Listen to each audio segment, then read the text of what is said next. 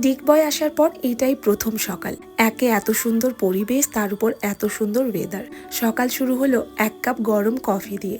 পুচকে দুটো এদিকে উঠে পড়েছে, এখন ওদের জন্য ব্রেকফাস্ট রেডি হবে।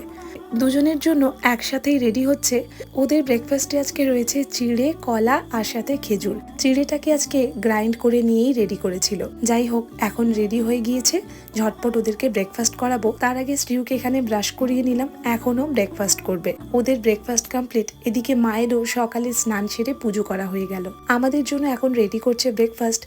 আজকে সকালে রয়েছে আলুর পরোটা। এই জিনিসটা অনেক দিন পর খাচ্ছি। তবে এইভাবে আলুর পরোটা বানানোটা বিউটিদির কাছ থেকে শেখা। মানে এটা বোন ওর চ্যানেল থেকে দেখে ট্রাই করেছিল, বলেছিল ভীষণ ভালো হয়েছে খেতে। সত্যিই অপূর্ব হয়েছিল।